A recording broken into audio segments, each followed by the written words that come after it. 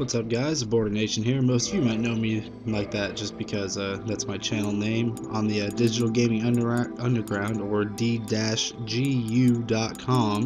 I am DGU Mnemonic, and this is my first video I am doing in partnership with the website, and I am bringing you a Let's Play of Dark Souls, and I do plan on going through the entire game so long as everybody enjoys it and you guys want to see it. I do have to go ahead and apologize. In this video, some of the audio is kind of messed up. I'm still doing some tweaking and stuff because I've never worked with a capture card before, so I'm still working with audio coming from the TV and going onto the computer and this and that. It's kind of complicated. Anyways, I named this character Antoinette, and just kind of a random name that I put in there. I'm starting her off as a warrior because she's got good even stats as far as strength, dexterity, vitality, and endurance goes, and that's pretty much the way I'll be building the character. The gift that I started off with was the Master Keys. It's the best thing. Now, enjoy the intro here. In the age of ancients, the world was unformed, shrouded by fog. A land of grey crags, arch trees, and everlasting dragons.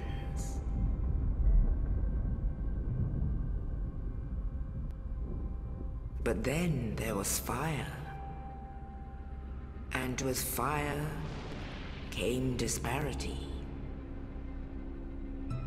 Heat and cold, life and death, and of course, light and dark.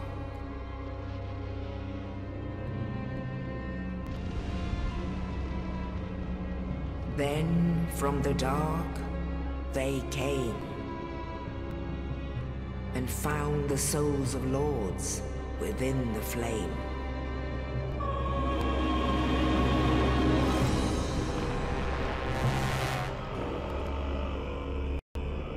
Nito, the first of the dead.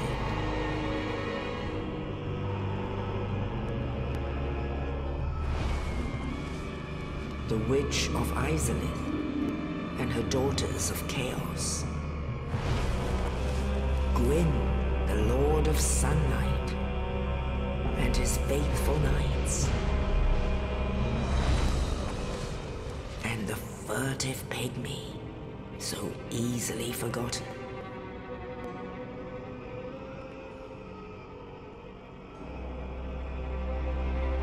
With the strength of lords, they challenged the dragons. Gwyn's mighty bolts peeled apart their stone scales. The witches weaved great firestorms. Nito unleashed a miasma of death and disease. Seath, the Scaleless, betrayed his own, and the dragons were no more.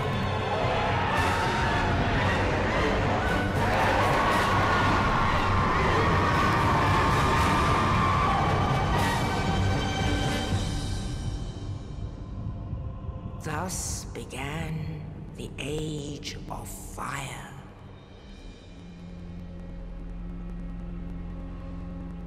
But soon the flames will fade, and only dark will remain.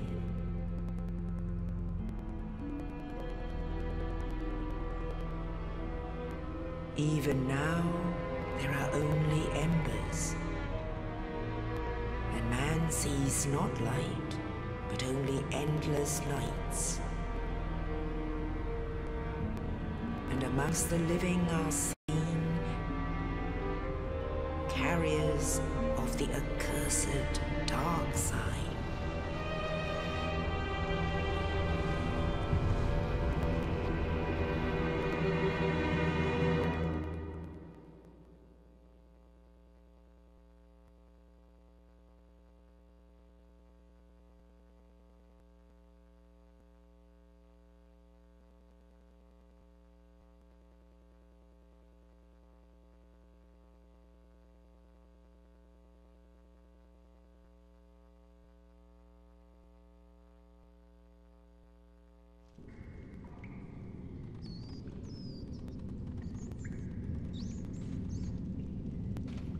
Yes, indeed. The dark sign brands the undead.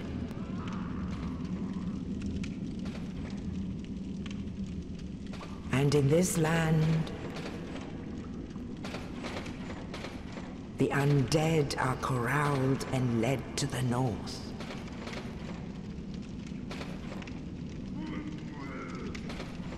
Where they are locked away to await the end of the world.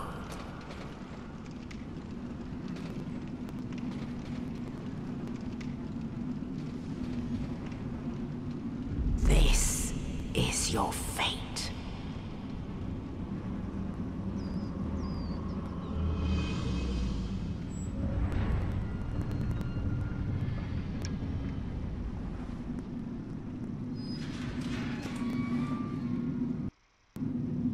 Damn, she's ugly. Poor guy.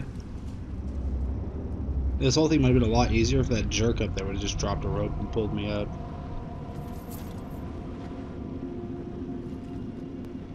Why is there a glowing flame coming out of his ass?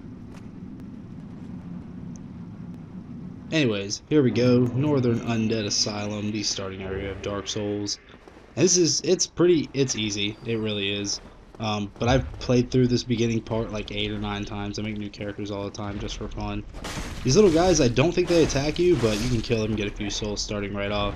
The weapon you start off with is just like a broken sword hilt. It's absolutely useless, but you get to replace it here pretty soon.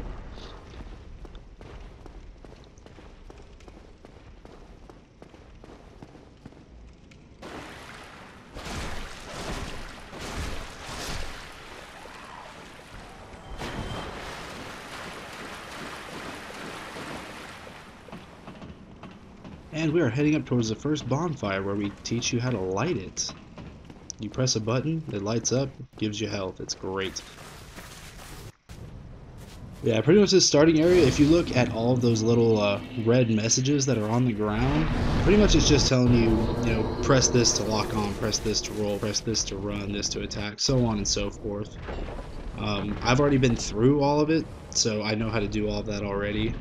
And if you get the game, you have the game. I'm sure you know how as well. We are just going to run the hell through here because the Asylum game is going to drop down, try to plop right on us, and we don't want to fight him yet because we do not have any gear whatsoever. Though it is, I'm sure, completely possible to beat him with just that hilt, but I think it'd be really hard, and it's not something that I've tried or I plan on trying, unless someone wants to see like an hour-long video of me trying that, then I guess I could do it. Yeah, we got our heater shield right there, about to get our long sword, and that's when stuff starts getting interesting. Then you can finally actually do some kind of decent damage, and you're just not such a helpless whelp running through this dark, scary dungeon that you just happen to wake up in, looking like a burn victim.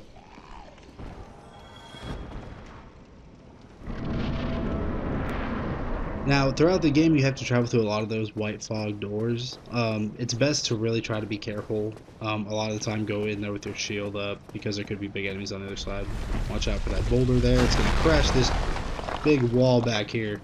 You're going to talk to this Astora soldier, and he's going to give you an Estus flask and a key. You're no hollow.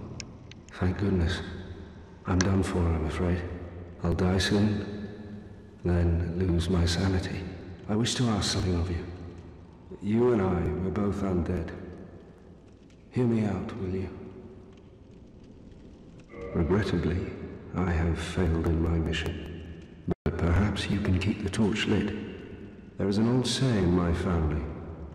Thou who art undead art chosen, and thine exodus from the undead asylum maketh pilgrimage to the land of ancient lords.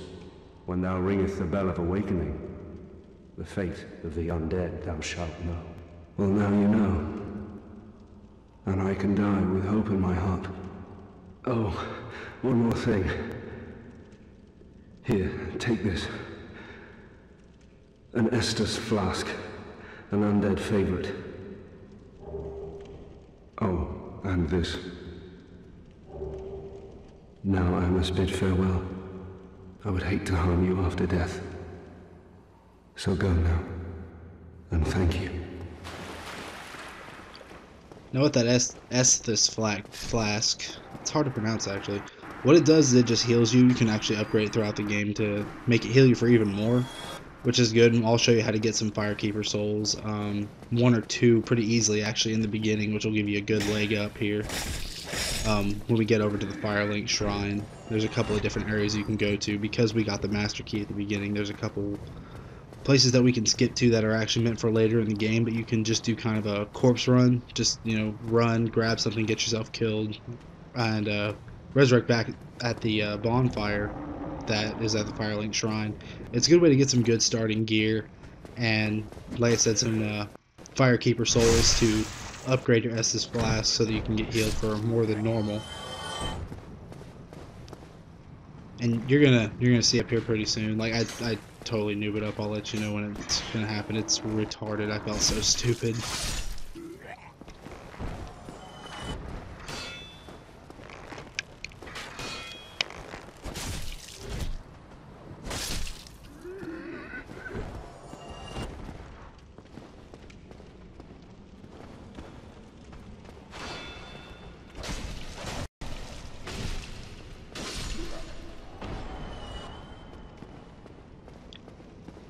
And here we go. We're about to go through the white fog, and we're going to fight the Asylum demon. You're going to see me just watch. This is so bad. I've never missed this.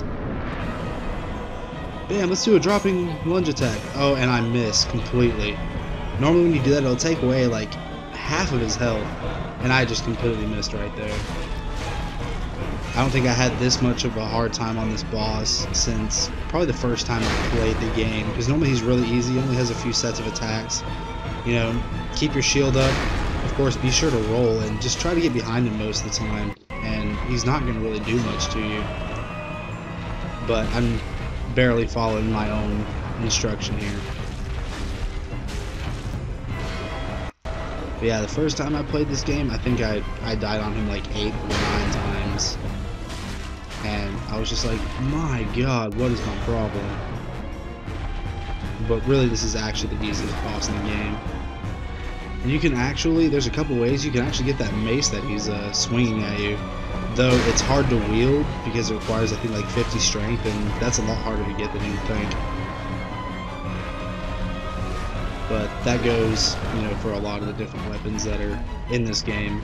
You know, especially for the big ones that you cut off the dragon's tails and such.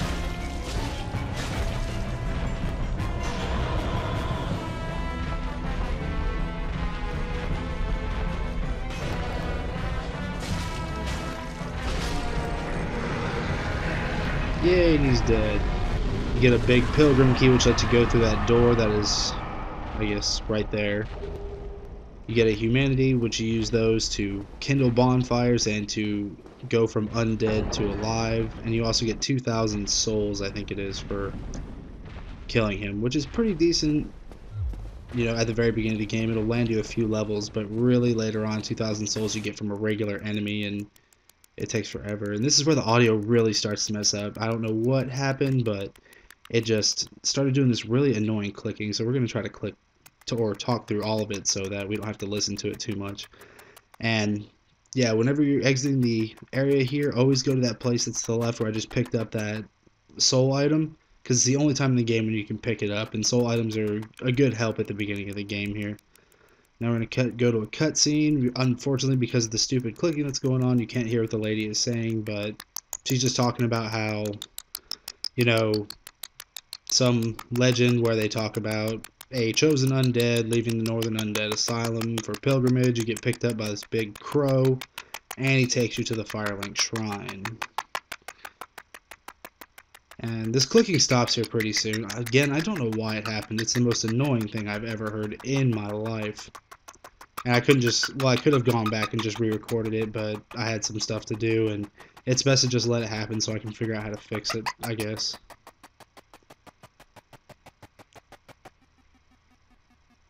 And I guess I probably should have turned notifications off on my PS3 so that those don't show up.